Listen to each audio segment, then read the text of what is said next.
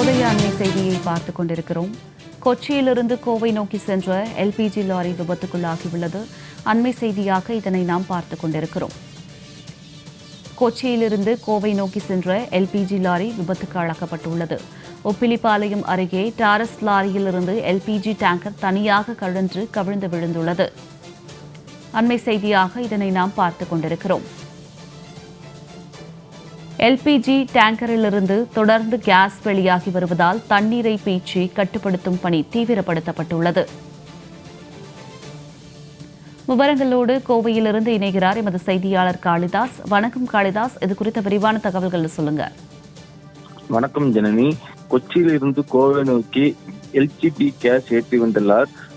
அவினாசி சாலை உப்புளி மேம்பாலத்தில் விபத்து ஏற்பட்டு கவிழ்ந்ததில் பரபரப்பு ஏற்பட்டுள்ளது.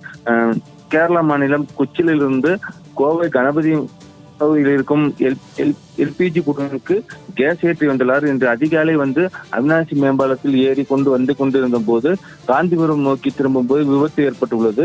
இந்த விபத்தில் கேஸ் லாரியின் கண்டெய்னர் கீழே விழுந்து அதிலிருந்து கேஸ் கசிவு வெளியாகியுள்ளது. அதனைத் தொடர்ந்து சம்பவ இடத்திற்கு விரைந்து வந்த தீயணைப்புத் துறையினர் கேஸ் கசிவை அடைக்கும் பணியில் தீவிரமாக ஈடுபட்டு உள்ளனர்.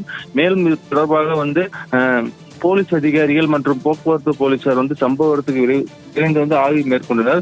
குறிப்பாக அந்த பாலப்பகுதியில் பொதுமக்கள் யாரும் அனுமதிக்காமல் தடுப்புகளை அமைத்து வாகனங்கள் மாற்றுப்பாதையில் அனுப்பி வைத்துள்ளனர். இந்த சம்பவம் அதிகாலையில் நடைபெற்றதால் பரபரப்பு ஏற்பட்டது. இதனால் பெரும் அசம்பாவிதம் எதுவும் ஏற்படவில்லை.